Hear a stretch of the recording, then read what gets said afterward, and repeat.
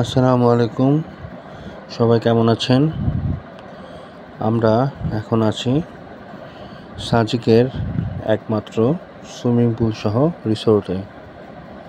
দেখতে পাচ্ছেন কি সুন্দর ভিউ। সুইমিং পুল থেকে এত সুন্দর পাহাড় আর মেঘগুলা।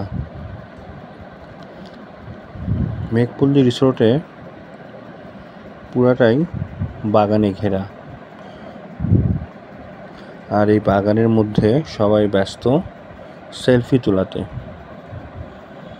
আমার কাছে আসলে এত সেলফি তোলাটা পছন্দের না। আমি প্রকৃতিটাকে এনজয় করতে বেশি পছন্দ করি। দেখেন কি সুন্দর ভিউ। ভিডিওতে তো আর সব তোলা যায় না, আর ওভাবে আসেও না। খালি চোখে যেভাবে এটাকে এনজয় করা যায় সেটা অন্যরকম। সেটাকে বোঝার জন্য আপনাকে আসতে হবে, তাহলে আপনি বুঝতে পারবেন যে এটা আসলে কত সুন্দর।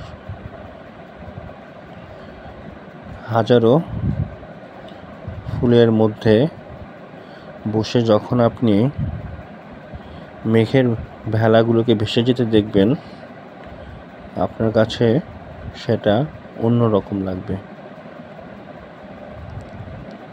সাজেকে অনেক রিসোর্ট আছে, তবে আমি অবশ্যই রেকমেন্ড করব মেঘপল্লীতে আসার জন্য। মেঘপল্লী অন্য রিসোর্টগুলো থেকে আলাদা। এখানে বিশাল পরিসরে ওদের রিসোর্টটা, মাত্র 6টা রুম আছে বা কটেজ আছে। প্রত্যেকটা কটেজে মাটির তৈরি। মাটির তৈরি একমাত্র রিসোর্ট হচ্ছে মেঘপল্লী সাজেকে, তাই সেটা অন্য আর 10টা রিসোর্ট থেকে আলাদা।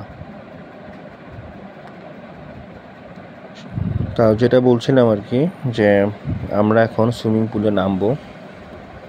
জার্নি করে সবাই ক্লান্ত, তাই লাগেজগুলো রেখেই নেমে পড়লাম সুইমিং পুলে।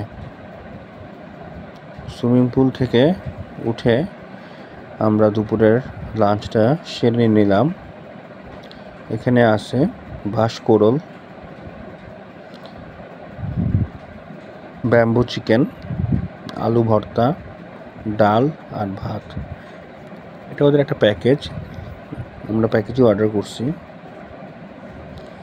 দুপুরে খাওয়ার পরে অলসভাবে বসেছিলাম। সামনের গাছটা থেকে পাতা পড়ছিল, খুবই সুন্দর দৃশ্য। মুহূর্তের মধ্যে কটেজটা ছেয়ে গেল মেঘে। মনে হয় কুয়াশা, কিন্তু আসলে মেঘ। হালকা বৃষ্টি হচ্ছে। ওই দূরে দেখেন কত মেঘ।